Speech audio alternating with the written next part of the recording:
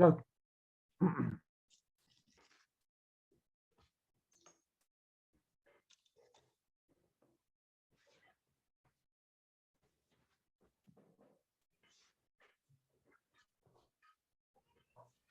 Muy buenas tardes, señores magistrados y auxiliares de justicia del Poder Judicial y Ministerio Público.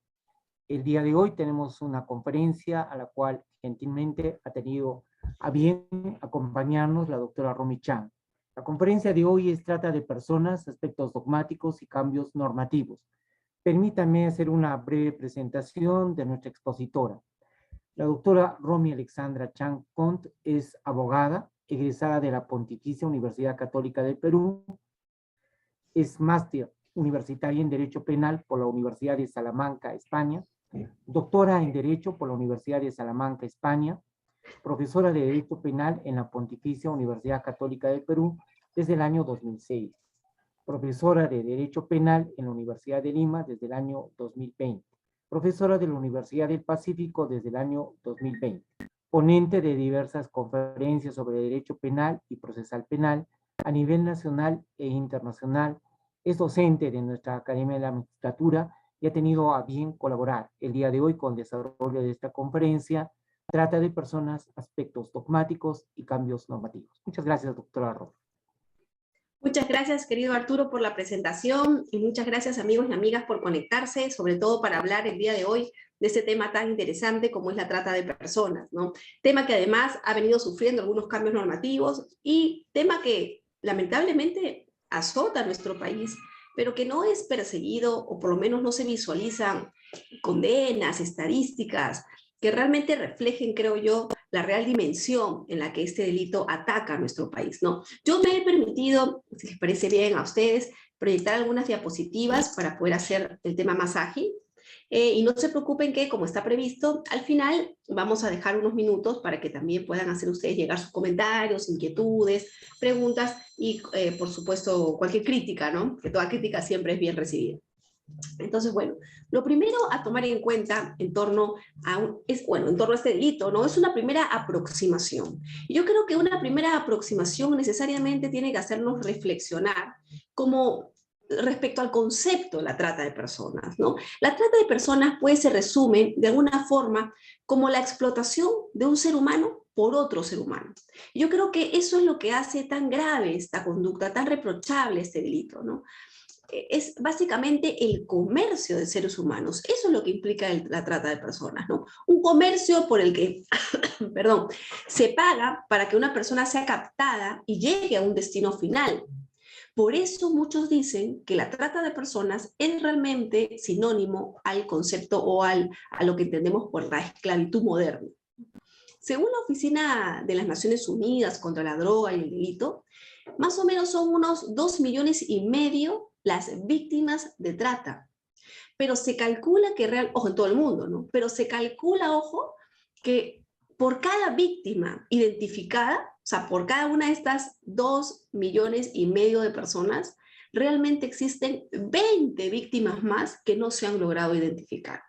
Así de brutal es este delito, ¿no? O sea, tenemos que multiplicar el 2,5 millones de víctimas por 20. Entonces, realmente es brutal, ¿no? Y luego por esos 20 volvemos a multiplicar por cada una de esas personas por 20 más. O sea, es terrible, ¿no? El Perú, pues, lamentablemente es un país de origen y también es un país de destino en el tema de la trata de personas.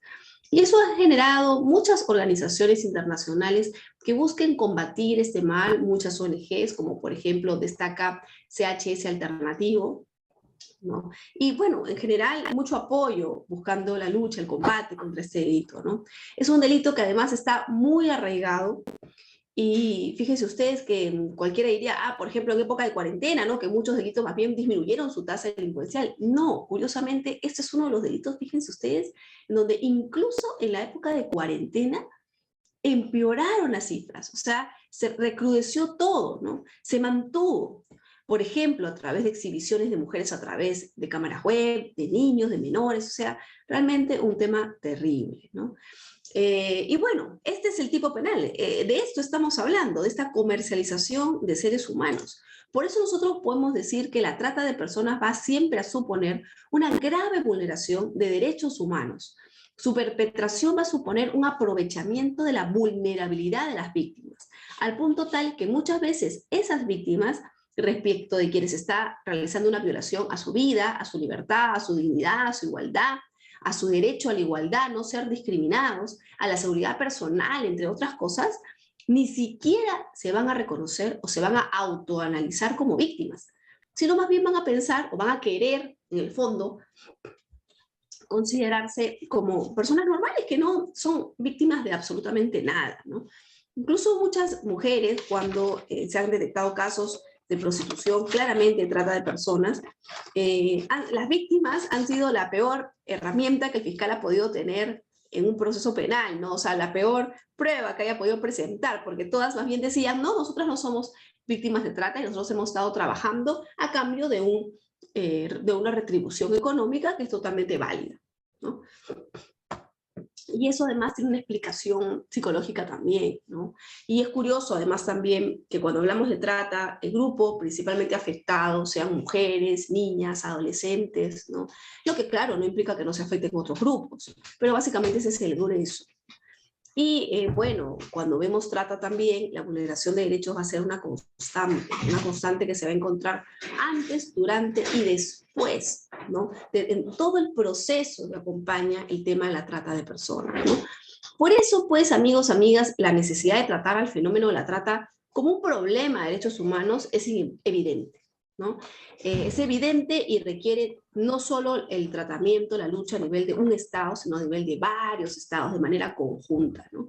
Y es este enfoque más bien de derechos humanos que se encuentran en lesión, en vulneración, es el que va a permitir en el fondo tener una visión ampliada y general de todo este problema de la trata de personas y nos va a permitir superar algunos aspectos, incluso a nivel de territorialidad, de competencia, ¿no? Que a través después de la celebración de convenios, a través de la realización de acuerdos, ¿no? Que permitan superar las fronteras y realmente poder realizar una persecución de este delito a todo nivel, tratándolo como un problema de derechos humanos transnacional.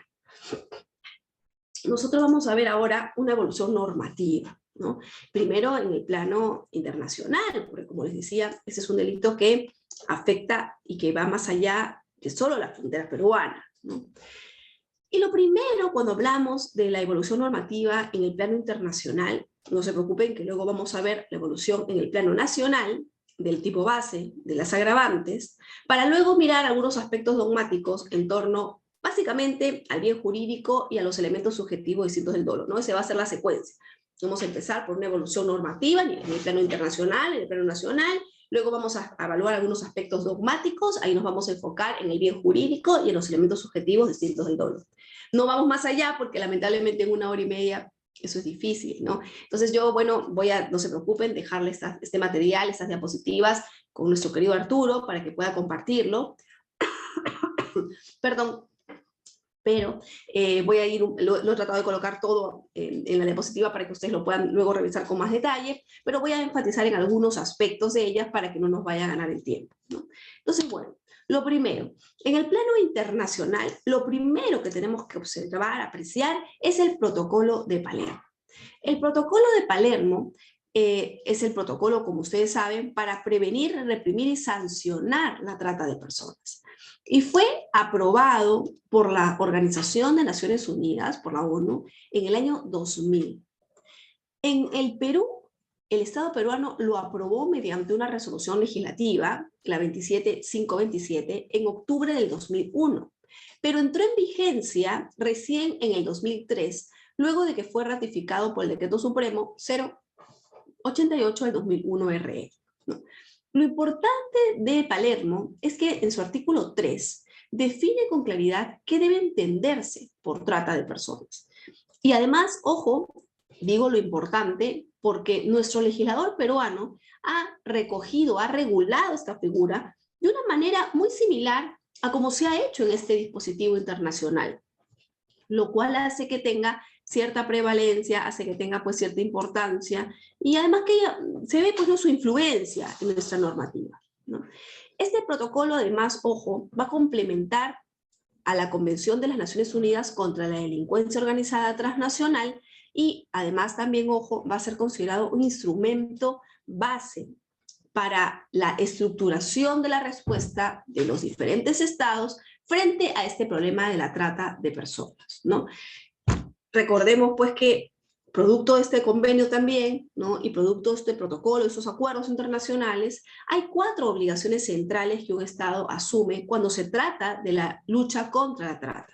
El primero es la tipificación y la penalización de la trata de personas, para lo cual nos va a servir la definición que vemos recogida aquí en el artículo 3A.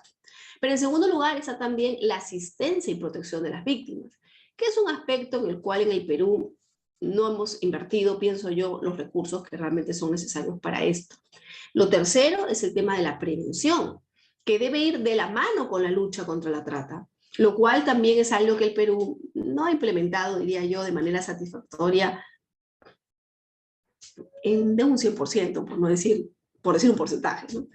Y la cooperación de asistencia internacional para la lucha contra la trata de personas, que sí es algo que obliga, como les decía, este tema pues de las coordinaciones, el intercambio de información, todo lo vinculado con la lucha contra la trata en diferentes casos concretos que son transnacionales.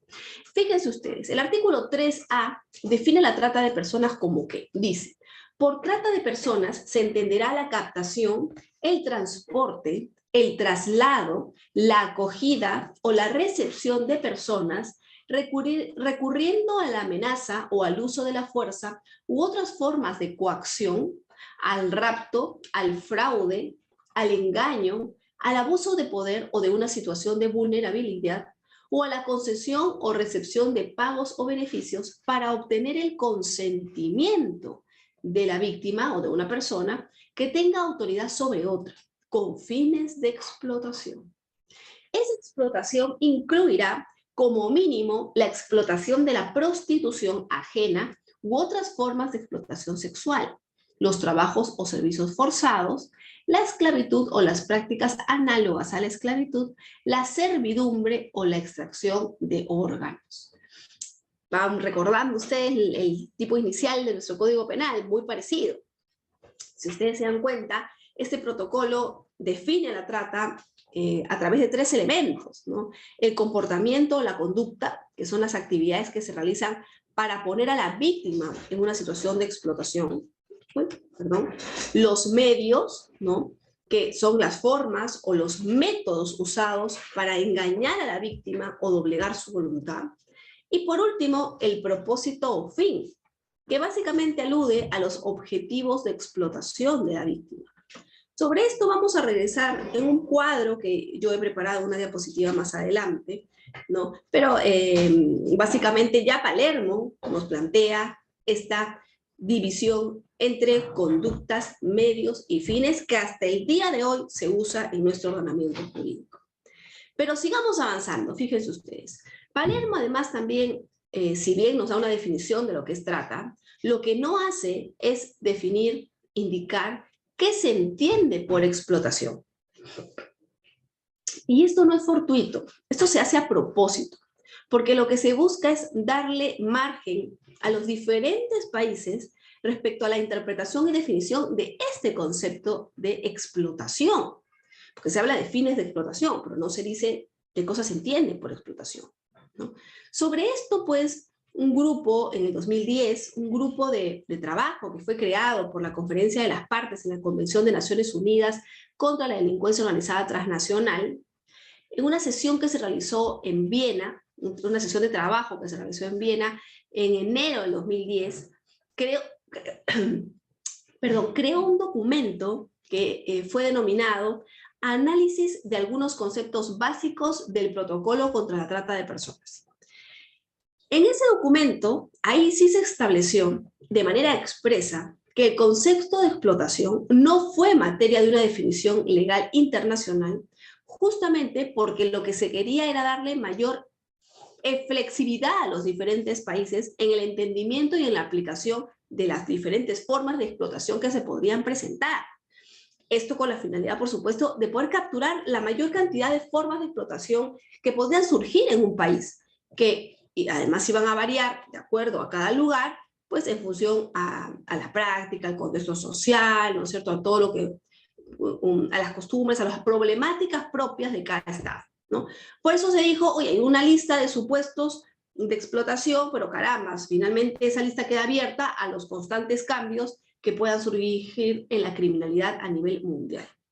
Sin perjuicio de eso, sí existen algunas modalidades de explotación que ya están definidas en sede internacional y que son las más comunes. Miren ustedes, por eso Palermo nos dice, por explotación, no, bueno, Palermo no, perdón, el manual sobre la investigación del delito de trata de personas, que es la llamada guía de autoaprendizaje, que es muy buena también resolver. El que quiera perfeccionarse puede bajarla a internet y realizarla, ¿no? De la Oficina de las Naciones Unidas contra la Droga y el Delito, de la UNOC, nos apoya pues con una definición y dice lo siguiente, ¿no? Por explotación se entenderá la obtención de beneficios financieros, comerciales o de otro tipo a través de la participación forzada de otra persona en actos de prostitución, servidumbre sexual o laboral, incluidos los actos de pornografía y la producción de materiales pornográficos. Pero en realidad, como les decía, en Palermo no existe una definición clara, y esto se hace a propósito para que a través ya de la jurisprudencia, lo que nos toca a nosotros, lo que les toca a ustedes, se pueda definir diferentes formas de explotación y no se encasillen, ¿no? Sea ya una explotación laboral, sexual, de cualquier tipo, ¿no? Mendicidad, de cualquier tipo. Ahora, nosotros tenemos algunas consecuencias que Palermo nos ha dejado de cara a nuestro ordenamiento nacional también. Por ejemplo, Palermo, y por eso la influencia de este dispositivo, ¿no? Nos trajo también algunas modificaciones normativas. Por ejemplo, generó la ampliación del artículo 182 del Código Penal gracias a la entrada en vigencia de la ley 28.251 del 2004. Pero en el 2007 también se generó la ley 28.950 en el Perú, la ley contra la trata de personas y el tráfico ilícito de migrantes, que se publicó en el 2007 también, y que derogó el 182 y modificó el 153, incorporando justamente lo que decía Palermo sobre el tema de la trata en especial. Y bueno, también generó el reglamento de la ley, ¿no? El Decreto Supremo 007 del 2008, ¿no? Además, también en el 2011 se generó el Plan Nacional de Acción contra la Trata de Personas, que es el Decreto Supremo, es el 004 del 2011, y en el 2017 también un plan contra la trata de personas que va hasta el 2021, y actualmente se ha generado otro plan más, que no he contemplado aquí, dicho sea de paso, pero que también se ha generado con el objeto, pues, de luchar contra la trata. El problema, pues, amigos y amigas, es que yo veo que se generan muchos planes, pero en la práctica realmente es muy poco lo que se cumple del plan, y el plan yo creo que abarca poco lo que ocurre con este delito de la realidad, ¿no? Entonces uno pues basta con mirar lo que pasa a nuestro alrededor, basta con mirar la realidad de nuestro país y darnos cuenta que la trata no nos es ajena y que al contrario, ¿no? Es mucho más abundante de lo que finalmente se refleja en las estadísticas de sanción a nivel de condenas, ¿no? Pero bueno, es algo en lo que tenemos que ir trabajando, ¿no? Pero además del protocolo de Palermo, también tenemos nosotros otros convenios internacionales que regulan problemáticas vinculadas con la trata de personas. Por ejemplo, vamos a tener también en todo lo referido a la finalidad de explotación sexual y laboral, ¿no? Otros convenios que establecen compromisos orientados ya de manera específica a erradicar la trata. En las diapositivas que vienen, justamente voy a describir algunos de los convenios más importantes de los que el Perú es parte y en los que se hace una referencia directa a la trata de personas, como delito, claro, ¿no? Que tiene que ser sancionado en nuestro país. Así tenemos la Convención sobre la Eliminación de todas las formas de discriminación contra la mujer. El Perú ha estado parte desde el 13 de septiembre del 82. Este convenio realmente entró en vigor el 13 de septiembre del 81 y un año después el Perú, ¿no?, se hizo parte, ¿no? Este documento, en el artículo 6, indica de manera expresa: los estados parte tomarán todas las medidas apropiadas, incluso de carácter legislativo, para suprimir todas las formas de trata de mujeres y explotación de la prostitución de la mujer, ¿no? Eso lo dice expresamente. Pero luego tenemos también la Convención sobre los Derechos del Niño, que entró en vigor el 2 de septiembre del 90, y el Perú se hizo parte el 4 de diciembre, o sea, un par de meses después. Aquí en el artículo 35 también nos dice tomar medidas para la no venta de niños, Los estados parte tomarán todas las medidas de carácter nacional, bilateral y multilateral que sean necesarias para impedir el secuestro, la venta o la trata de niños para cualquier fin o en cualquier forma, ¿no? Y más adelante, en el artículo 19.1, en el que se habla de la protección a los menores de toda forma de explotación, también nos dice, los estados parte adoptarán todas las medidas legislativas, administrativas, sociales y educativas apropiadas para proteger al niño contra toda forma de perjuicio o abuso físico o mental, descuido o trato negligente, malos tratos o explotación, incluido el abuso sexual, mientras el niño se encuentre bajo la custodia de los padres, de un representante legal o de cualquier otra persona que lo tenga a su cargo, ¿no? También importante este documento como antecedente.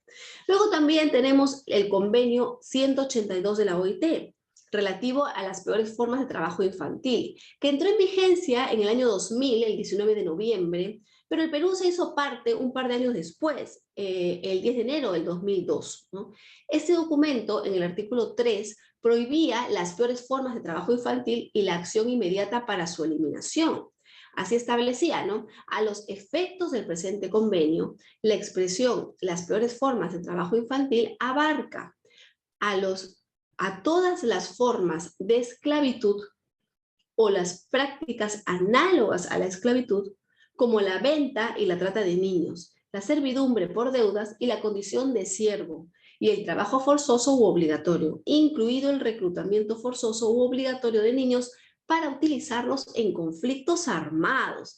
Fíjense ustedes, un tema que no se nos habría en un primer momento pasado por la cabeza. Por eso es muy importante este tema de dejar cierta flexibilidad a los fines de explotación, ¿no? Tenemos también en el marco internacional la Convención Americana sobre Derechos Humanos, que entró en vigor en julio del 78 y el Perú se hizo parte ese mismo año. Esta convención americana prohíbe en el artículo 6 la esclavitud y la servidumbre, ¿no? Igual, ¿no? Nadie puede ser sometido a esclavitud o servidumbre, y tanto estas como la trata de esclavos y la trata de mujeres están prohibidas en todas sus formas. Luego, ¿no? Nos dice que nadie debe ser constreñido a ejecutar un trabajo forzoso u obligatorio, ¿no? Entonces también importante esto de que, y miren ustedes la última parte, ¿no? El numeral 2, el trabajo forzoso no puede afectar o no debe afectar a la dignidad ni a la capacidad física e intelectual del recluido, ¿no? Respeta ahí un poco el tema del recluido incluso ahí, ¿no? Tenemos también a nivel internacional otro antecedente, y el último, que es la Convención Interamericana para prevenir, sancionar y erradicar la violencia contra la mujer. Este documento entró en vigor el 5 de marzo del 95.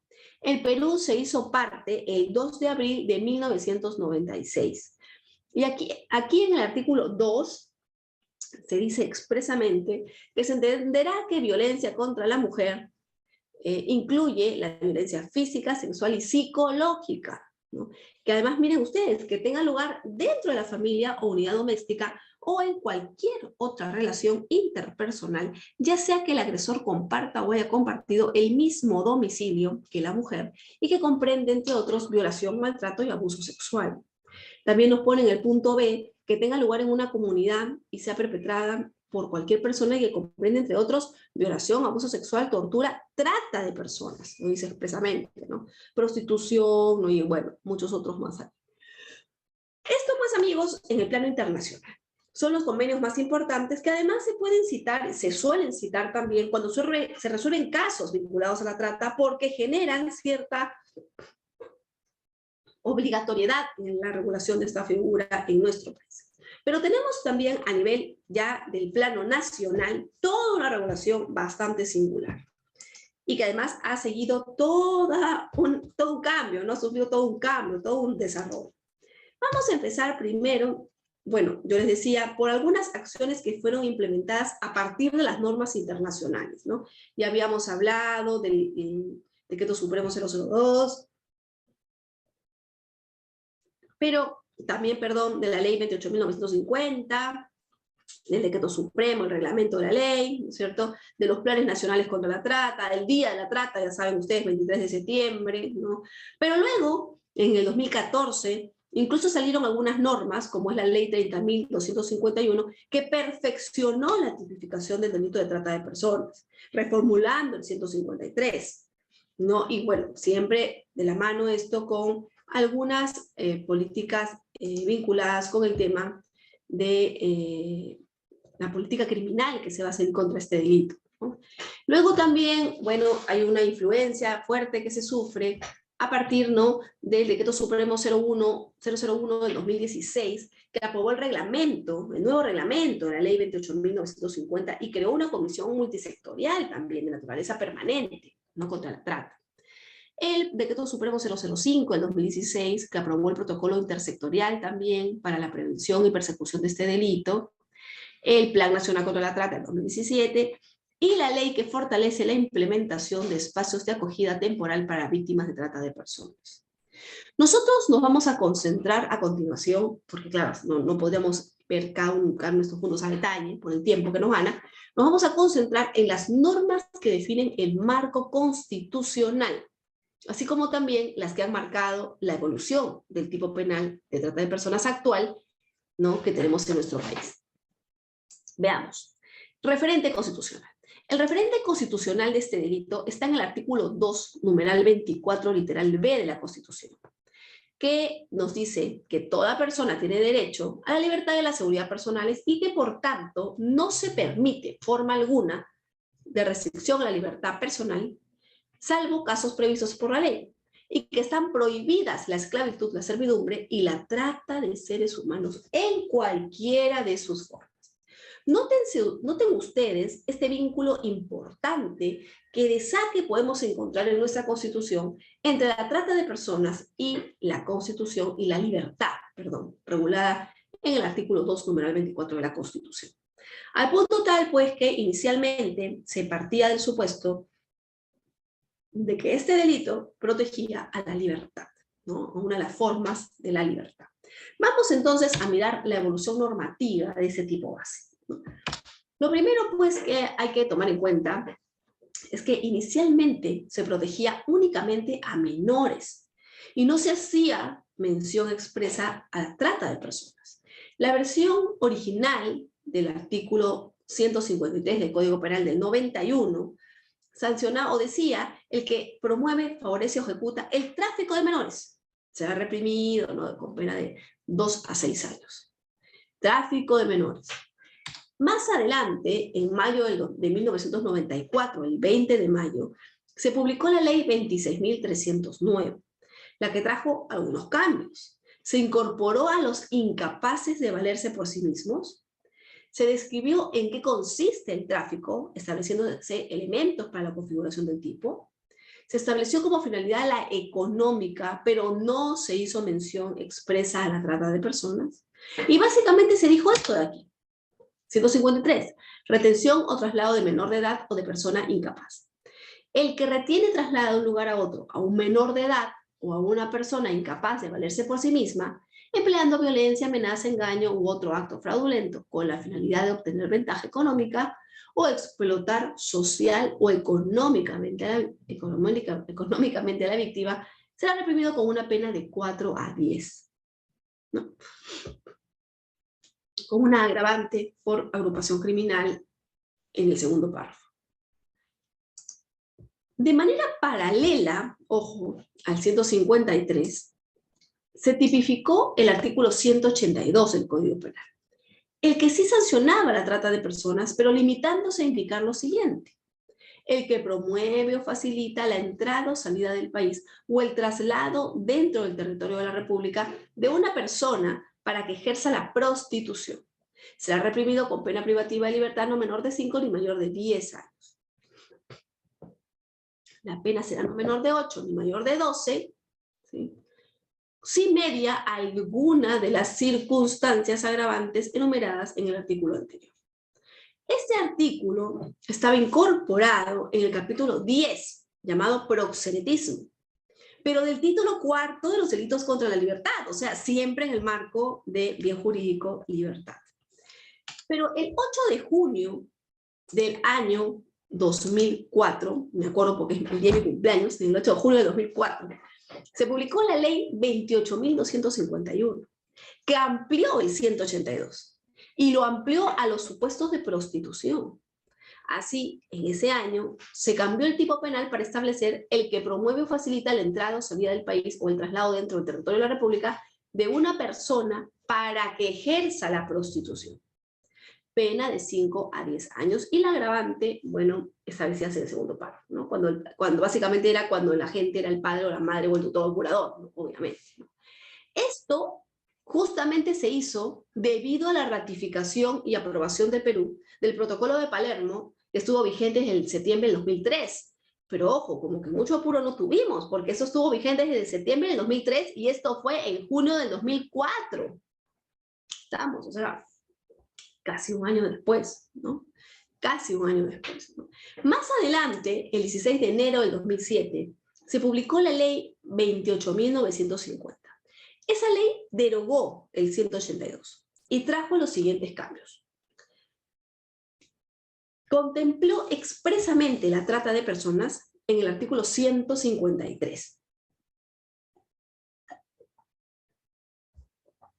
Perdón, es decir, a partir de esa fecha, la trata pasó a estar sancionada en el capítulo 1, delitos contra la libertad personal, del título 4, delitos contra la libertad, del Código Penal. A cualquiera se le podía considerar víctima de trata. Y precisa, además, este artículo aún más la conducta que va a ser objeto de trata y establece los tipos de trata que pueden existir, o sea, los fines: explotación sexual, servidumbre, esclavitud, explotación laboral, tráfico de órganos, etc., ¿no? Así, esta era la redacción, fíjense ustedes, de 153. ¿No? Hablaba, pues, ya empieza a colocarlo, ¿no? Producto de Palermo, en conductas, las que están de color, ¿no es cierto? Bueno, la de negro, el promover, favorecer, financiar o facilitar, ¿no es cierto? Medios, ¿no? Violencia, amenazas, otras formas de coacción. Y los fines: prostitución, esclavitud sexual, explotación laboral, servicio forzado, servidumbre, esclavitud análoga, otras formas de explotación laboral, tráfico de órganos o tejidos y un montón más. ¿Sí? Entonces, cambió un poquito, fue la primera tipificación un poquito ya más cercana a Palermo que tuvimos en nuestro Código Penal, ¿no? Y es más, si ustedes se dan cuenta, en el último párrafo se aprecia que no se admite consentimiento alguno respecto de menores de edad, ¿no? Porque se dice que incluso si existe consentimiento, el legislador va a considerar que no es un consentimiento válido, ¿no? Por eso miren ustedes, dice, ¿no? La captación, transporte, traslado, acogida, recepción o retención de niño, niña o adolescente con fines de explotación se considerará trata de personas incluso cuando no se recurra a ninguno de los medios señalados en el párrafo anterior, que son los que están de color azul: violencia, amenaza, coacción, formas de privación de la libertad, o sea, todo mecanismo que vulnere o que impida hablar de un consentimiento válido. Aquí simplemente no interesa, o sea, ¿qué nos dice esto? En buena cuenta, cuando hablamos de menores, de niños, niñas o adolescentes, la configuración del delito de trata de personas se va a circunscribir a la probanza de dos elementos. Simplemente se probarán las conductas y los fines, ya no los medios. Los medios serán irrelevantes, porque el último párrafo, y esto se mantiene hasta el día de hoy, lo que nos va a decir es que no importan los medios, igual se considera que hay trata, no vale el consentimiento. Más adelante, amigos y amigas, el 21 de octubre del 2014, se publicó la ley 30.251. Esta ley trajo algunos cambios. Para empezar, bueno, dividió la conducta en varios párrafos, ¿no? Y también hizo mención expresa al consentimiento y estableció los casos en los que el consentimiento carecía de efectos jurídicos. Así, el actual artículo 153, aunque ahora ya tiene otro número, como lo vamos a ver más adelante, ¿no?, señala lo siguiente. Miren ustedes. Muy parecido al anterior. El que mediante violencia, amenaza u otras formas de coacción, privación de la libertad, fraude, engaño, abuso de poder o de una situación de vulnerabilidad, concesión o recepción de pagos o de cualquier beneficio, está hablando de los medios. Capta, transporta, traslada, acoge, recibe, retiene a otro, está hablando de las conductas, ¿sí? En el territorio de la República o para su salida o entrada del país con fines de explotación, es reprimido con pena privativa de 8 a 15 años. Y dice, ¿no? Para los efectos del inciso 1, los fines de explotación de la trata comprenden actos, entre otros, actos de venta de niños, niñas o adolescentes, prostitución y cualquier otra forma de explotación sexual, ¿no? Esclavitud o prácticas análogas a la esclavitud, cualquier forma de explotación laboral, mendicidad, trabajos o servicios forzados, servidumbre, extracción o tráfico de órganos o tejidos somáticos o sus componentes, ¿sí? Y cualquier otra forma análoga de explotación. Ha querido igual dejar el tema amplio, no solo los fines. Teníamos los medios, las conductas y ahora los fines, ¿no? Igual recoge el numeral 3, dice, oye, no hay opción a consentimiento cuando se trate de niño, niña o adolescente. Y en el punto 4 dice algo bien interesante.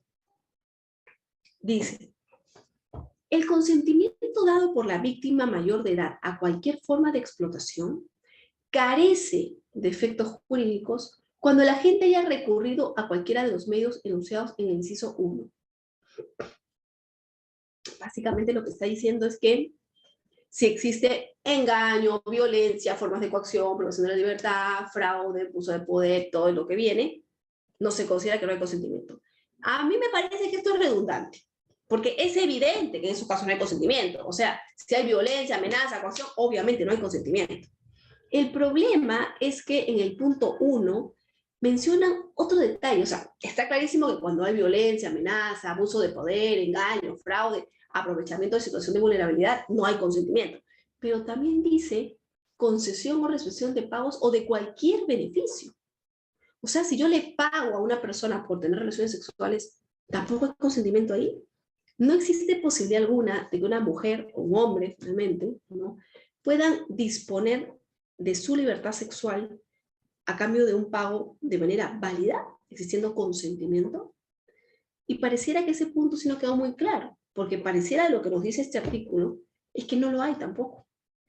Y si eso es así, fíjense ustedes, finalmente no habría consentimiento con el delito de trata. No habría consentimiento relevante que pueda exonerarme de responsabilidad penal, lo cual es una problemática al momento de la interpretación. Y bueno, punto 5, ha querido englobar también el legislador al que promueve, favorece, financia o facilita la comisión de este delito, ¿no?, que se sanciona con las mismas penas. Entonces, de la lectura actual, ese es el texto actual vigente, ¿no? Los problemas que empezamos encontrando es el punto 4, ¿no?, que es redundante, porque es obvio que en esos casos no puede existir consentimiento. Y también el punto 4, la parte en la que nos habla de que carece de efectos, incluso en los casos en los que exista pago o cualquier otro beneficio, ¿no?, donde parecía que para el legislador prima una valoración más que nada moral, ética, que la real, ¿no?, de si existe o no existe el tratamiento, la comercialización de una persona como mercancía, que es lo importante en el delito de trata de personas. ¿Cuáles son los principales cambios que trajo el 153? Bueno, los principales cambios respondieron a que prevé la misma pena para partícipes que para autores. Agrega, pues, como formas de explotación sexual, como formas de explotación, la extracción o tráfico de órganos o tejidos somáticos o sus componentes, ¿no? Contempla otras formas análogas de explotación porque no quiere reducir el tema de la aplicación del delito, ¿sí? Aquí puede apreciarse, pues, que la importancia de que Palermo no haya limitado el término de explotación y que permita cierta flexibilidad en la regulación de cada país, ¿no? Y bueno, prevé expresamente que el consentimiento de la víctima no tiene efectos jurídicos cuando existe violencia, amenaza u otras formas de coacción. Nótese, pues, que son términos muy parecidos a los de Palermo, ¿eh? Porque mire cómo regula Palermo a la trata en el documento, ¿no? Si vemos, muy parecido, ¿no? O sea, al final se han cogido de alguna manera las conductas, medios y fines. Por eso es que en este delito la normativa, el conocimiento, la regulación internacional sí que es importante, ¿no? A diferencia de otros. Porque aquí, como les decía, hay un impacto. O sea, el Perú ha adaptado, ha traído muchos supuestos de Palermo, ¿no? Y lo que nos hace tener que revisar esa normativa también. Y bueno, también vamos a tener algunos cambios en el tipo agravado. Ojo, hay un cambio adicional que lo estoy guardando para el final, que es la ubicación sistemática del tipo base, pero antes de eso quería que pasáramos a mirar algunos cambios muy ligeros que han habido también sobre el tema de las agravantes, ¿no? De la evolución normativa del tipo agravante. Inicialmente el Código Penal no contemplaba agravantes. Estas entraron en el 94. Donde se tomó en cuenta la calidad de sujeto activo, que sea funcionario público o directivo de alguna entidad privada vinculada con el menor, o que el fin sea obtener una ventaja económica o explotación sexual o económicamente de la víctima. Bueno, eso era en casi todos los casos, ¿no?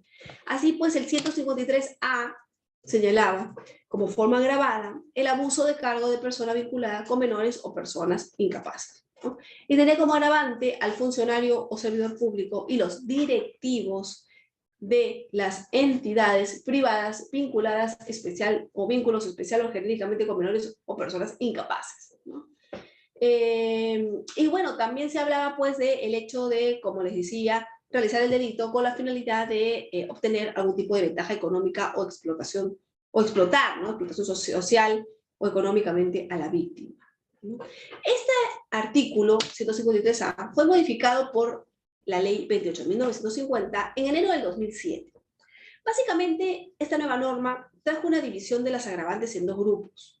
Uno con penas de hasta 20 años y otro con pena de hasta 25 años. Y toma en cuenta la pluralidad de víctimas, su edad, la producción de una lesión que ponga en peligro su vida, el hecho de pertenecer a una organización criminal, entre otros, ¿no?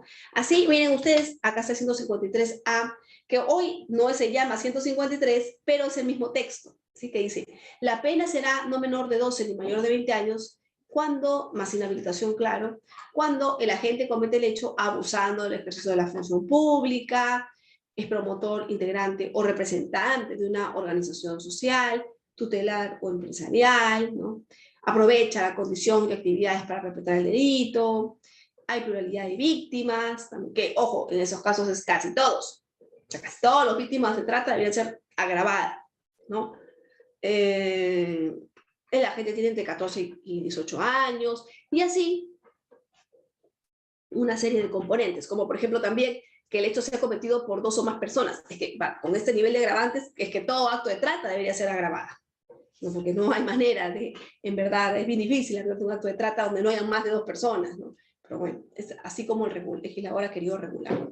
Y está el segundo grupo de agravantes, que van con una pena no menor de 25, ¿no? Que ya pues supone la edad de las víctimas, algún tipo de lesión, muerte a la víctima, o también a la gente como parte de una organización criminal, ¿no?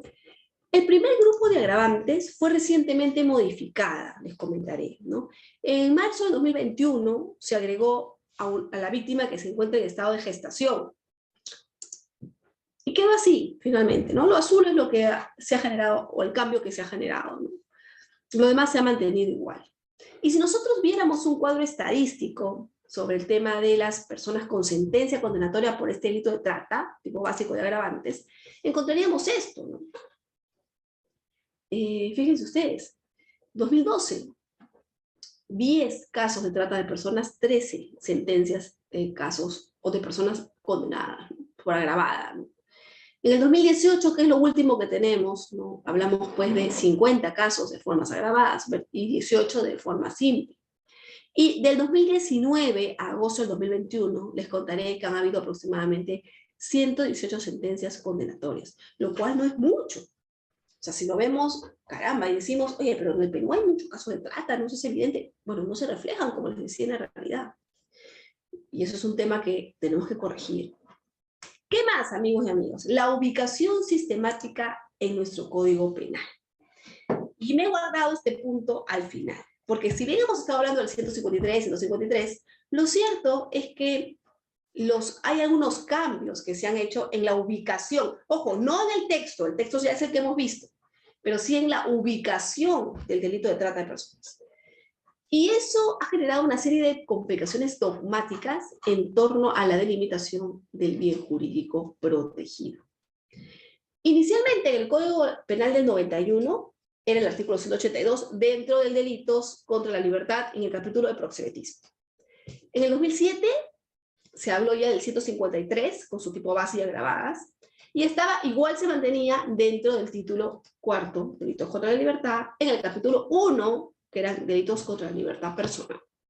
Siempre la libertad, sumado a lo que decía la Constitución. Y luego ya, el 30 de marzo del 2021, el año pasado, se cambió de posición en el código,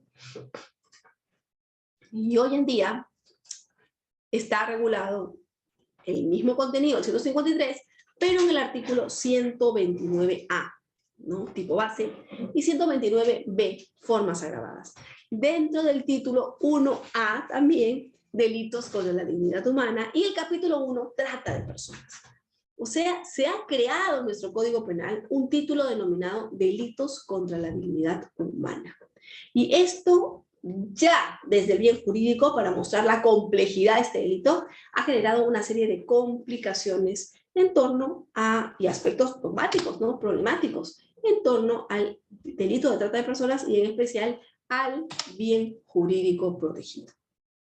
Nosotros pues sabemos que cuando hablamos de bien jurídico, de acuerdo a la postura del profesor Roxin, ¿no? Hablamos pues de un valor especial, ¿no? Necesario para la autorrealización de las personas y que todos consideramos valiosos para ello. Porque la razón de ser, en verdad, el fundamento, ¿cierto?, de que nosotros hayamos podido, de la creación del Estado, ¿no?, y de que nosotros hayamos cedido parte de nuestra libertad al Estado para que el Estado nos ordene, nos autorregule, es justamente que el ser humano lo que busca siempre es su autorrealización. Es decir, poder elegir, poder decidir qué es lo que quiero para yo sentirme feliz. Mi manera de sentirme feliz puede ser distinta a la manera de sentirse feliz de repente de un árabe, o de un judío, o de un musulmán, o de un católico, pero cada uno la tendrá. Por eso la dignidad es lo que es inherente a todos los derechos. Es lo que nos hace a todos iguales, porque todos tenemos dignidad, pero a su vez a todos diferentes.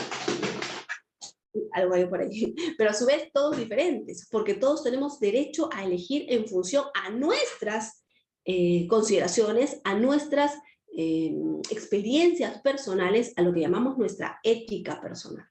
Entonces, lo que yo elija probablemente no va a ser lo mismo que lo que elija mi vecina, que lo que elija mi hija, porque cada uno tendrá sus prioridades en función a su propia ética personal, a lo que considera que la hace feliz. Y para eso es que el derecho existe, para eso es que el Estado existe, para poder proteger los bienes más importantes de los ataques más graves, es decir, los bienes jurídicos, en torno a que el sujeto pueda alcanzar su autorrealización. Y la autorrealización implica la posibilidad de disponer, la posibilidad de elegir, y eso de alguna manera es también intrínseco al concepto de dignidad del ser humano, ¿no? Todos somos iguales, pero a su vez todos diferentes, porque todos que buscamos autorrealizarnos de diferentes maneras. Entonces, bajo ese contexto, ¿cómo tiene que ser entendido el bien jurídico en el delito de trata de personas? Fíjense ustedes, el delito de trata de personas, para empezar, no es un delito especial en principio, ¿no? Es o sea, cualquiera. Pero sin ser un delito especial, lo cierto es que tampoco resulta ser un delito común y corriente, susceptible de realizarse bajo cualquier contexto. La trata de personas siempre va a suponer una situación asimétrica entre el sujeto activo y el sujeto pasivo. Una situación de dominio entre un agresor o agresores y una víctima o víctimas vulnerables. Es esa situación de vulnerabilidad la que justamente va a ser aprovechada por el sujeto activo, por el agresor, para cometer o para someter a la víctima a una condición de explotación, que puede ser laboral, sexual, mendicidad, lo que ustedes deseen. Pero es así como se entiende el delito de trata de personas. El legislador inicialmente colocó la trata en el ámbito de la libertad. Luego la pasó al tema de la dignidad. Hoy en día está allí. La parte especial, delitos contra la dignidad humana, trata de personas. El asunto es si ese cambio de ubicación sistemática debe hacer que nosotros variemos el concepto de bien jurídico que le asignamos al delito de trata de personas. O sea, el bien jurídico protegido debe necesariamente interpretarse en función a la ubicación sistemática del artículo en el Código Penal, o no necesariamente. Y eso es lo que ha generado, amigos y amigas, un debate en la dogmática. Un debate que encuentra varias posiciones sobre el bien jurídico protegido. Algunos mencionan que es la libertad individual, la libertad personal. Otros dicen que es la dignidad del ser humano. Y otros dicen que es una pluralidad de bienes jurídicos que se ven afectados de manera simultánea. Quienes consideran que es la libertad individual también van a tener dos posiciones. Quienes consideran que es la libertad individual en el sentido de la libertad ambulatoria, y quienes consideran que es la libertad individual en el sentido de la libre autonomía. ¿Sí? Los que plantean que es la libertad ambulatoria realmente hablan pues de la efectiva movilidad de la víctima. O sea, dicen que es la libertad ambulatoria en concreto, ¿no? Sobre todo porque, claro, estaba hasta el 30 de marzo dentro del capítulo Delitos contra la Libertad, ¿no? Sin embargo, otra posición que también señala que lo que se protege es la libertad individual, sí precisa que no debe entenderse necesariamente a la libertad ambulatoria, sino en general a la libre posibilidad de autodeterminación que tiene el individuo. ¿Sí? O sea, de alguna manera hablan de la dignidad, pero no como bien jurídico, sino como el sustento que se encontraría detrás de la libertad de autonomía que el sujeto tiene, ¿no? Allí, fíjense ustedes, hay toda una polémica, ¿no? Perdón, no es tan fácil determinar absolutamente que sí es la libertad o que no es la libertad. Más aún cuando nosotros hemos tenido jurisprudencias en la Corte Suprema, acuerdos plenarios, como el 3 del 2011, que ya nos hablaba de una capacidad de autodeterminación. Por ejemplo, el acuerdo plenario en cuestión introduce pues esta forma nueva de entender a la libertad, no en términos de libertad ambulatoria, sino en términos de libertad de autodeterminación. Lo que por supuesto que es comprensible cuando en muchos casos la libertad de desplazamiento de la víctima no es la afectada. Hay víctimas que han podido salir, depositarle 5 soles, 10 soles a sus mamás, a sus papás, y luego regresar a trabajar. Y ahí decir, no, pero ven cómo no había vulneración de la libertad. Sí, pero no tenían pasaporte, les pagaban 10 soles al mes, o sea, una serie de condiciones que muestran que en verdad lo que no había era una libre capacidad de autodeterminarse, ¿no? Y sí, han habido casos de donde habían víctimas de trata que los domingos iban a depositar dinero a sus padres, pero que trabajaban básicamente en el ámbito de la prostitución en las peores condiciones, ¿no? Por eso, pues, es que, miren ustedes lo que dijo el acuerdo plenario en su momento, ¿no? La trata de personas, en los términos como aparece regulada en el Código Penal vigente, 2011, ¿no?, constituye un delito que atenta contra la libertad personal, citando ellas a Ramiro Salinas Siche, entendida como la capacidad de autodeterminación, con la que cuenta la persona para desenvolver su proyecto de vida bajo el amparo del Estado y en un ámbito territorial determinado. Esta libertad individual, personal, ¿no?, entendida como libertad de autodeterminación, básicamente puede ser comprendida como el libre desarrollo de la personalidad, ¿no? Porque no existía una verdadera elección. Por eso se hablaba de la vulneración de la libertad en la formación de la voluntad, lo que le impedía pues al sujeto poder decidir libremente, brindar un consentimiento válido. Algunos la distinguían de la libertad de obrar, ¿no?, entendida como la capacidad de elección, pero acá realmente hablamos de esta libertad de autodeterminación, ¿no? El aspecto de la libertad que se protegía en específico iba a variar de acuerdo, por supuesto, a cada una de las etapas de la trata. Podía ser en algún caso en la captación algo diferente que en el transporte, algo diferente que en el traslado, ¿no? Pero muchos autores, pues, a pesar de esto, decían que si bien se protegía la libertad como bien jurídico principal, de igual manera se protegía la dignidad en un segundo plano. A favor de la libertad han estado en la doctrina Carlos Caro Coria, Galvis Villegas, Delgado Tobar, el mismo Ramiro Salinas Siccha, ¿no? Y bueno, la jurisprudencia sobre ese aspecto, como les decía, nos ha dicho pues en este acuerdo plenario del 3 del 2011, claramente que lo que debía protegerse era la libre autodeterminación. Sin embargo, ¿sí?, ahora ya no existe nada planteado, porque se ha modificado la ubicación del delito. Y porque además han surgido una serie de críticas a la libertad como bien jurídico protegido. Se señala pues por muchos que la libertad no llega a cubrir todo el desvalor de la conducta que se sanciona en la trata. Por ejemplo, ¿no? Este bien jurídico no logra explicar la trata de menores de 18, porque en esos casos es irrelevante los medios de comisión del delito, o sea, el engaño, como les decía, no es irrelevante los medios. La trata se reduce en el caso de menores a 2 elementos: conducta y fines, los medios ya no importan, ¿no? Entonces, en esos supuestos se decía, oye, ¿cómo podría ser la libertad? Si ahí claramente no importa eso, ¿no? Pero lo cierto es que hay una posición que aún va muy de la mano con considerar a la libertad como el bien jurídico que se debe proteger, ¿no? Otras críticas a la libertad como bien jurídico protegido es que, bueno, la trata pues va a tener como fin, como objetivo central, la explotación del ser humano.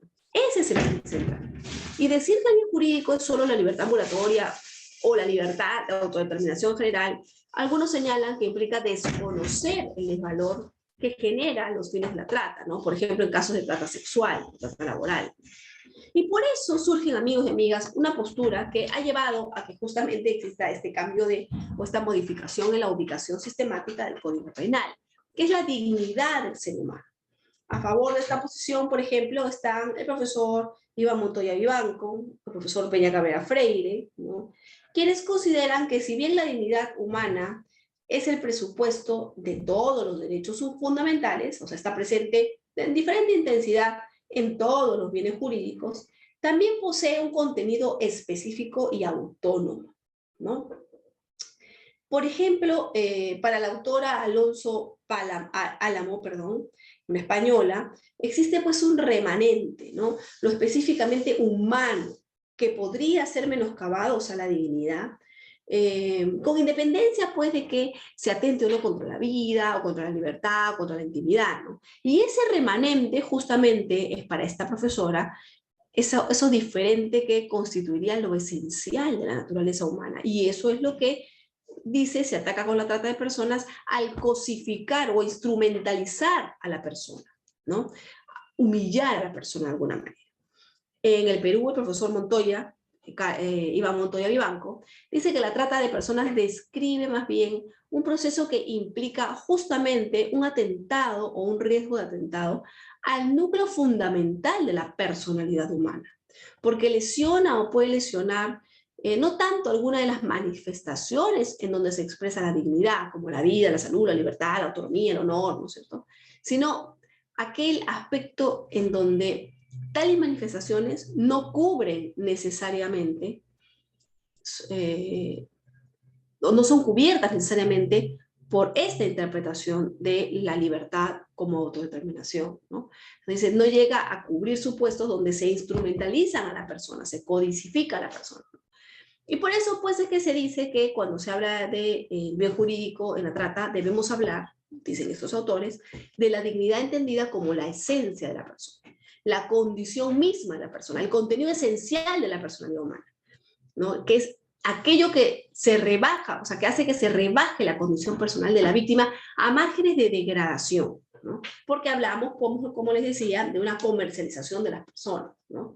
Y lo que se busca por eso, con este delito, es evitar que las personas sean tratadas como cosas. Y esta es la premisa de la dignidad. Por eso dicen que se afecta a esta integridad moral. Bueno, como ustedes saben, les comentaba, pues, ¿no?, la dignidad tiene muchas formas de verse, ¿no? Lo cierto es que hay también ciertas críticas. La dignidad, en verdad, fíjense ustedes, a mi parecer, yo me encuentro dentro de estas críticas, honestamente les digo, yo creo que la dignidad no es un concepto en sí mismo, o sea, no es un derecho en sí mismo. Es el presupuesto de todos los derechos, pero no goza de una autonomía suficiente. La dignidad no goza de autonomía porque es una cualidad del ser humano, que está presente de manera transversal en todos los derechos fundamentales. Si nosotros concebimos a la dignidad como bien jurídico autónomo, entonces, en todos los demás delitos, como el homicidio, también tendríamos que decir que la dignidad es el bien jurídico protegido, ¿no? Y eso, pues, sería toda una complicación, ¿no? La ineludible conexión, porque existe entre la dignidad y el bien jurídico penal en sí,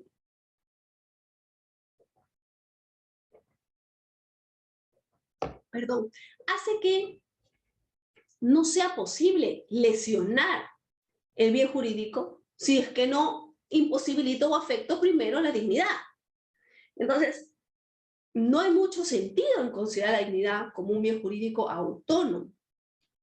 Yo creo que es mejor delimitar al objeto de protección del delito de trata de personas en uno de los bienes jurídicos individuales afectados por ese delito, como podría ser la libertad personal, pero en el ámbito de la autodeterminación, ¿no? Entonces, en mi opinión, la vulneración de la dignidad, entendida como esencia para alcanzar la autorrealización personal, se va a encontrar allí donde se vulnera un derecho que la viabilice o que sea presupuesto o herramienta para que la persona pueda alcanzarla.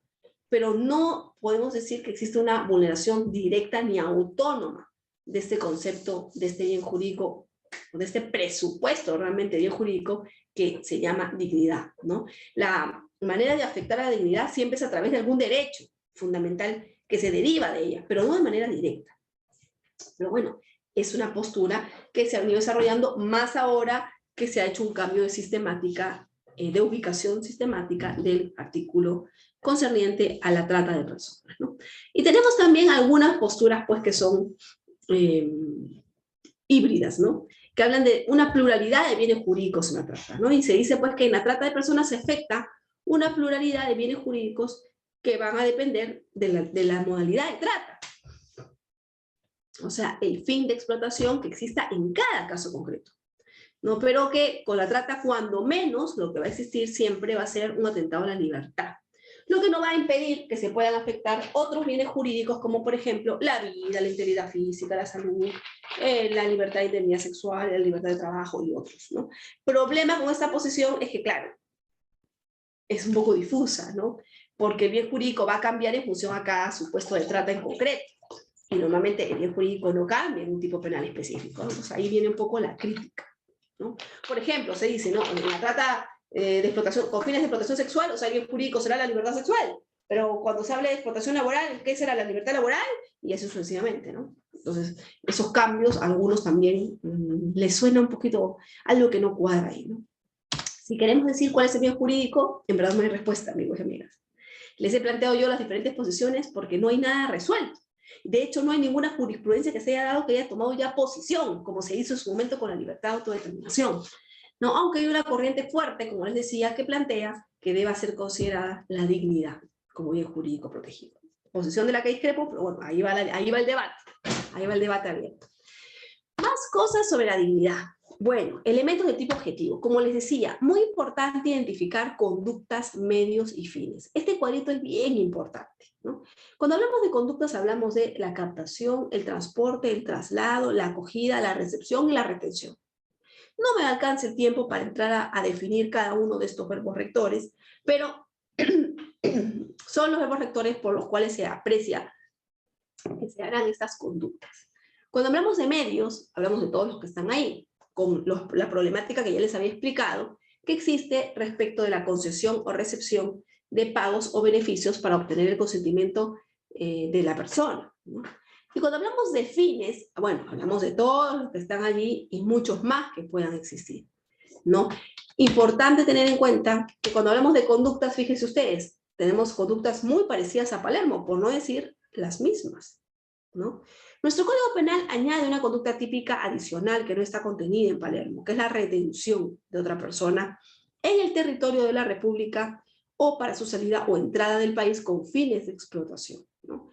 El tipo penal pues contempla una serie de momentos, los que dan lugar a diferentes conductas alternativas, ¿no?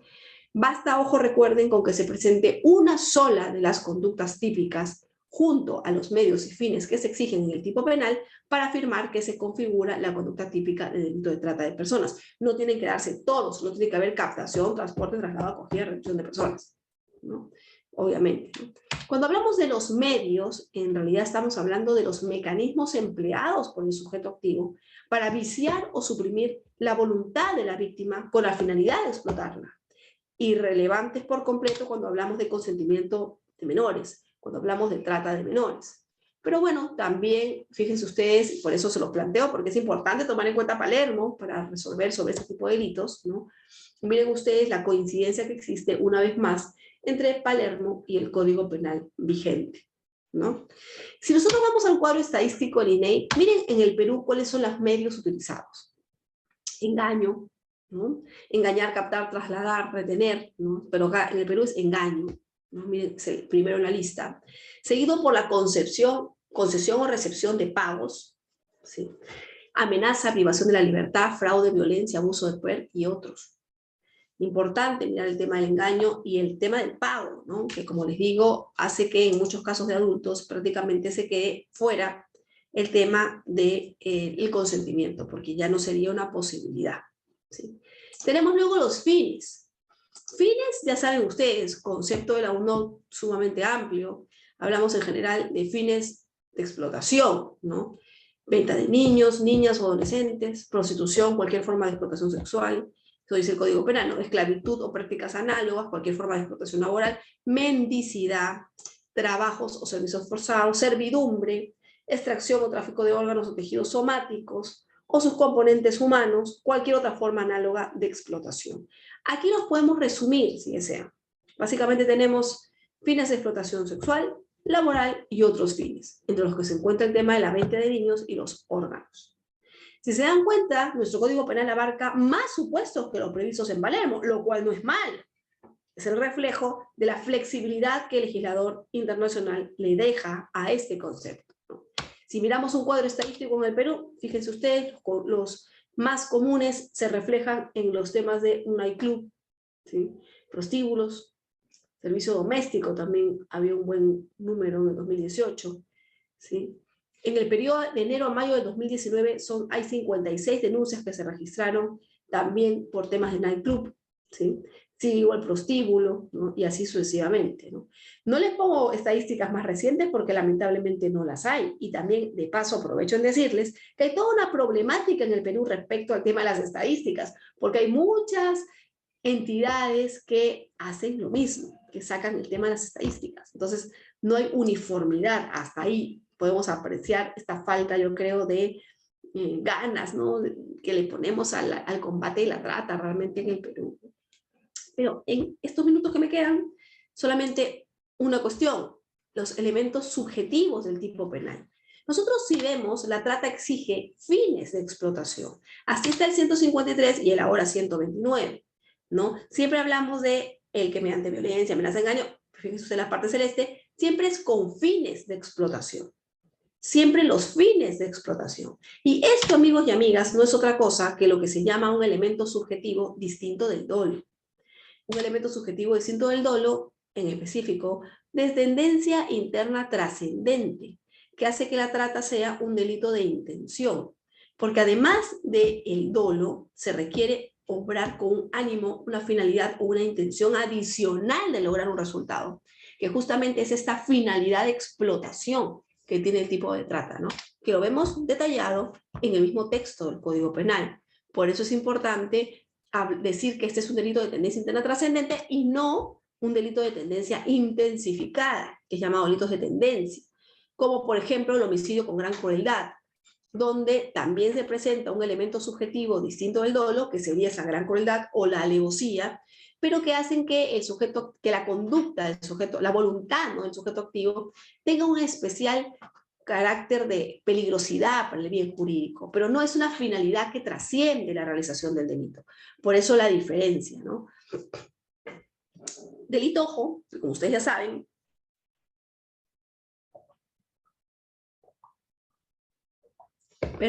siempre tiene que darse en su modalidad dolosa.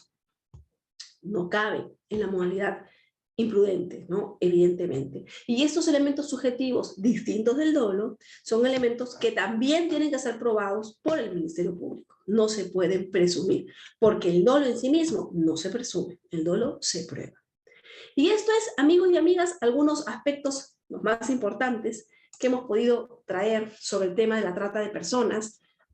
No nos da chance para poder, pues lamentablemente, ampliar o detallar, profundizar un poco más en los elementos ya del tipo penal, pero creo que es un buen margen para poder empezar y para poder de allí discutir también en torno a este delito. Dicho eso, le cedo la palabra a nuestro querido doctor Arturo del Pozo para que pueda dirigir el debate en caso exista alguna pregunta, comentario, crítica o sugerencia que quisieran hacer. Así que yo quedo a sus órdenes. Gracias, doctora. Sí, estoy abriendo el chat a fin de que los participantes puedan formular sus preguntas. Esperaremos unos minutos, por favor, doctora.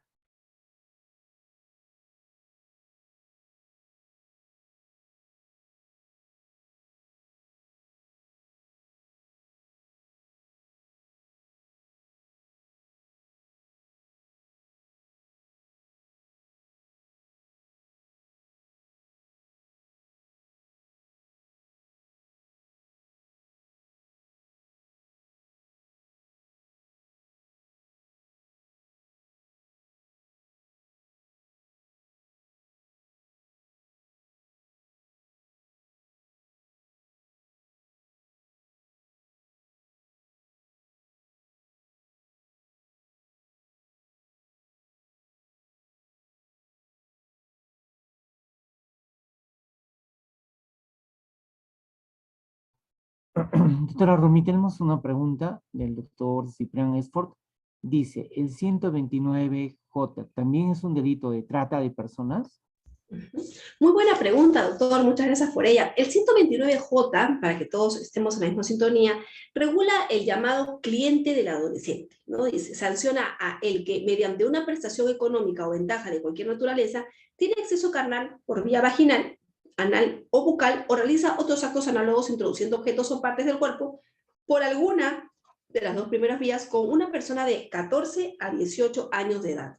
En realidad, doctor, este es un delito distinto al delito de trata de personas. Y normalmente es un delito que genera una serie de complicaciones a nivel de concurso de delitos, justamente para determinar cuándo hablamos de trata y cuándo hablamos de estos otros tipos penales.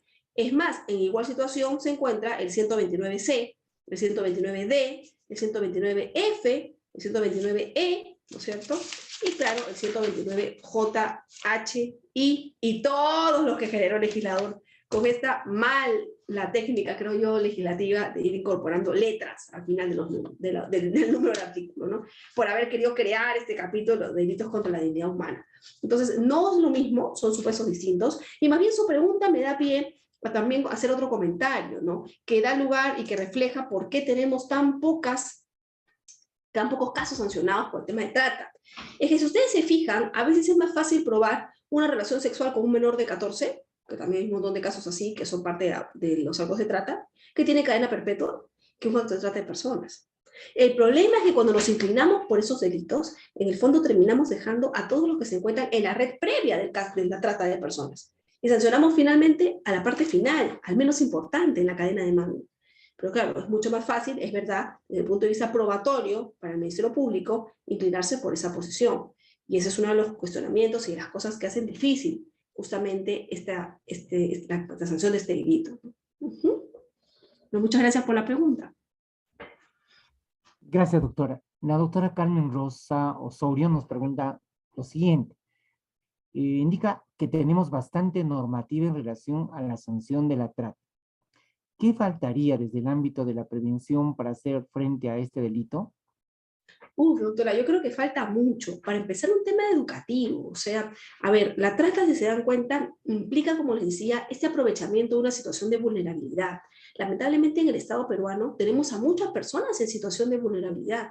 Y es esta vulnerabilidad la que es caldo de cultivo para este mal, que es el tema de la trata de personas. Entonces, la prevención implica justamente educación, estabilidad, condiciones de protección a personas vulnerables, aspectos en donde lamentablemente el Estado brilla por su ausencia, ¿no? Entonces, ahí es donde yo creo que se tendría que trabajar, ¿no? Recordar que el derecho penal no es la varita mágica para solucionar todo tipo de problemas, sino en realidad el derecho penal es la última instancia a la que hay que acudir. Los mecanismos para solucionar problemas y para prevenir son las otras instancias o los otros mecanismos de control social, como los informales, ¿no? Como el colegio, la escuela, la educación, la iglesia, ¿cuántos hay, no? Pero que lamentablemente no se usan en el marco de un plan organizado de política criminal para hacer frente a este delito. Gracias, doctora. Tenemos la pregunta de la doctora Mabel Alarcón, que dice lo siguiente. Quisiera formular la siguiente pregunta. Con la reubicación del delito de trata de personas del artículo 153 al 129, ¿con qué artículo debe calificarse la conducta? Ya que no es una modificación, sino una reubicación.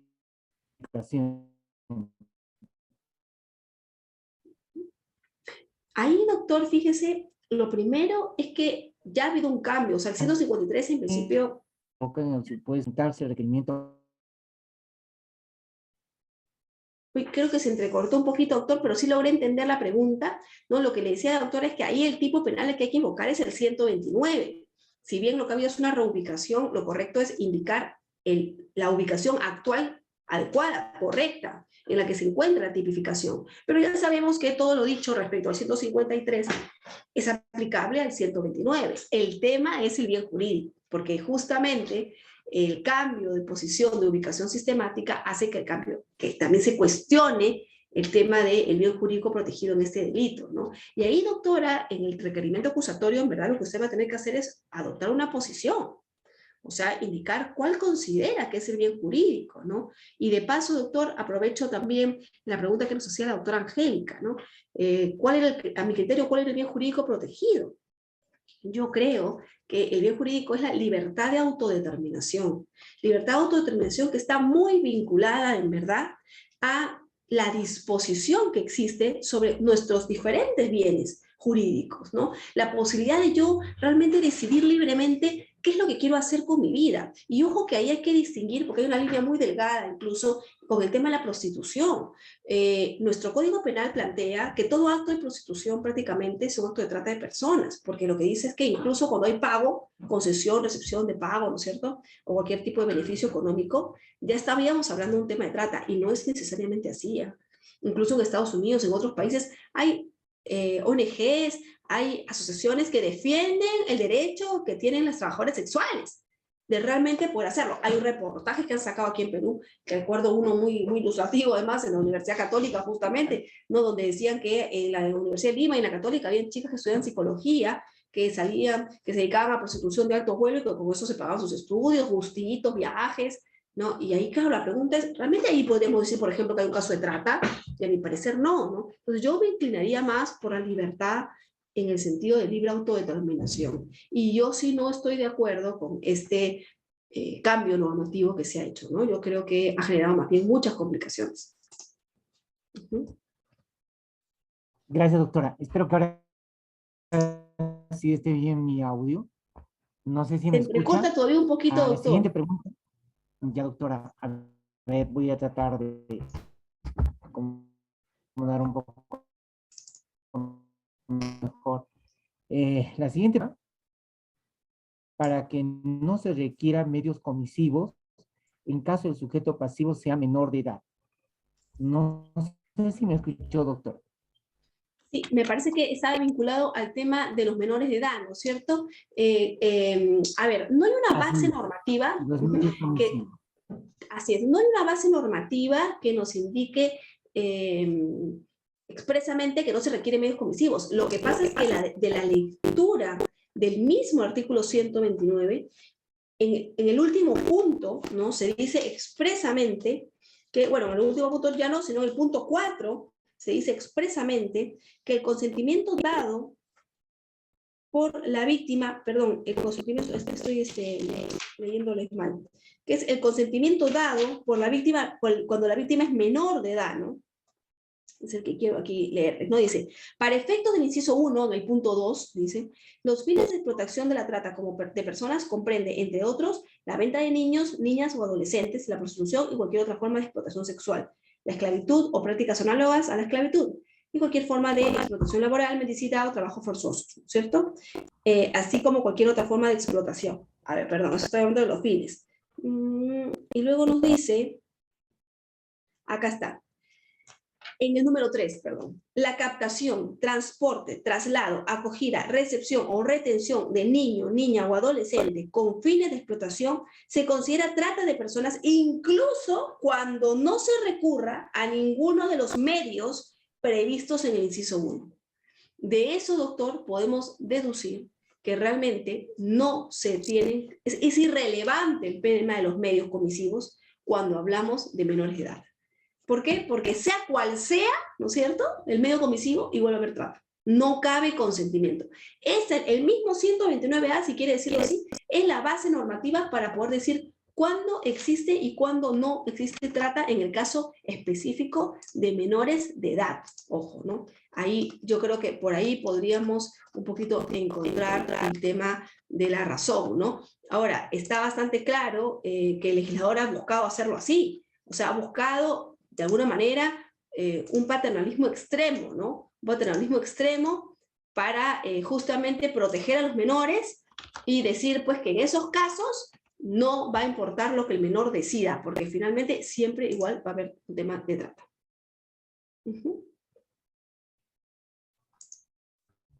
Correcto, doctora. Vamos entrando ya a las últimas preguntas. La siguiente la formula el doctor Gustavo Abad. Dice, doctora, buenas noches. Para los casos de trata, opera la condición de las mujeres que laboran con su cuerpo y son las que se apersonan a los prostíbulos a solicitar trabajo, ya que ellas mismas son las que prestan, ya que ellas mismas son las que prestan su consentimiento para ejercer esta actividad. ¿Qué delito cometería el dueño del establecimiento que recibe a una trabajadora sexual al haberse realizado un operativo de trata por la Fiscalía de Crimen Organizado? Claro, ahí fíjese, doctor, el problema es que buscan que calce todo en el tema de la trata de personas, porque se considera pues que cuando la mujer dispone, aunque sea adulta, en la medida que hay un pago o concesión, eso invalida de alguna manera el consentimiento. Yo no estoy de acuerdo con eso. Yo creo que en este caso no hay necesariamente trata de personas. Podríamos hablar de un tema de favorecimiento a la prostitución, ¿no es cierto?, respecto de que es el dueño del inmueble, pero no necesariamente. O sea, creo que hay que evaluar muy bien el caso concreto, ¿no? No encaja todo, pues, de manera matemática, ¿no? Y sí me parece que no es muy correcta la interpretación de decir que siempre que hay temas de prostitución existe trata, ¿no? Y es más, hay muchos operativos donde participa la Fiscalía de Crimen Organizado por temas de trata que en verdad no están vinculados a un tema de trata, ¿no? Entonces hay que distinguir también. Recordemos que la prostitución es el oficio más antiguo del mundo, ¿no? Entonces no todo acto de prostitución automáticamente me va a conllevar un tema de trata. Y más bien, recuerden, las trabajadoras sexuales, o sea, las prostitutas, tienen hasta respaldo estatal, tienen carnet de sanidad, y a veces cumplen con todo. Entonces, claro, no necesariamente podemos afirmar que siempre que exista un tema de prostitución, existe un trata de personas, y menos aún que quien es el dueño del lugar, del establecimiento, automáticamente comete trata, ¿no? O sea, hay una diferencia, o sea, hay que mirar cada caso concreto. La última pregunta, no sé si está relacionado con el tema, dice lo siguiente. Doctora, en un caso real, un sujeto propuso a una menor de edad que no pague el cuarto que le alquilaba tenga relaciones sexuales con él y además le daría 500 soles, para lo cual la llamaba constantemente. ¿Esta conducta configura cliente del adolescente o acoso sexual? Bueno, si hablamos de una menor de edad de 14, yo creo que aquí hay varios otros delitos, ¿no? O sea, ahí el primero estaríamos, si es que se llega a configurar un acto sexual, ¿no? Estamos hablando de un tema de violación sexual de menor, que es cadena perpetua, o sea, es el más fácil, el más evidente si es que llegó a haber un acto sexual, ¿no? Si no, Bueno, ahí podemos hablar, yo creo también incluso de un tema de concurso de delitos, o sea, no necesariamente el desvalor de acción de una conducta, de esta conducta va a encajar en un único tipo penal. ¿Por qué? Porque no llega a ser abarcado por un solo tipo penal, ¿no? Yo creo que podríamos hablar allí de un concurso de delitos donde las penas eventualmente podrían sumarse, ¿no? Y doctor, para que no se nos quede una pregunta que nos habían hecho también por aquí, me parece, estaba leyendo en el chat, la diferencia entre transporte y traslado. Ahí les comento algo, ¿no? Normalmente lo que se dice es que cuando la UNOT, sobre todo, trae una diferencia y nos dice que el traslado se da dentro de las fases de la trata de personas. O sea que dentro de las fases de la trata, el traslado va a ocupar el segundo eslabón, por así decirlo, de la actividad delictiva, ¿no? Que está de manera posterior al tema de la captación o reclutamiento de la víctima. Y que por traslado debemos entender el mover a una persona de un lugar a otro utilizando cualquier medio disponible, incluso a pie. Eso pues, a diferencia del transporte, ¿sí? Donde realmente va a enfatizarse el cambio de una persona, de una comunidad o país, o sea, de un lugar geográfico a otro, ¿no? Se puede decir por eso que en el caso del transporte hablamos de un concepto que se acerca mucho más a la mecánica del desarraigo, ¿no? Y por eso es que se dice pues que tiene algunos ciertos efectos distintos, ¿no? Es más, en el traslado también hablamos del traspaso de control sobre una persona objeto de trata, no necesariamente del cambio físico de una persona a otro, o sea, de la víctima de un lugar a otro. También puede ser el cambio de control, ¿no? También eso es importante tomarlo en cuenta. Doctora Romy, hemos concluido. Nuevamente, muchas gracias. Como siempre, ha sido brillante su exposición, nos aclara bastante el panorama de este delito, agradeciéndole reiteradamente. Esperamos nuevamente contar con usted el próximo año apoyando las actividades de la Academia de la Magistratura. Muchas gracias, doctor. Muchas gracias a ustedes, amigos, amigas, doctor Arturo. Muchas gracias por la invitación. Para mí un honor, un placer. Espero pues que haya sido de utilidad y no los haya aburrido mucho. Y bueno, que ya que estamos cercanos a la Navidad, que tengan ustedes una muy bonita Navidad y que este año que viene sea mucha salud y mucha prosperidad y muchos éxitos para todas y todos. Gracias, doctora. Buenas noches. Buenas noches. Adiós. Estimados participantes, muy buenas noches. Estamos concluyendo esta conferencia.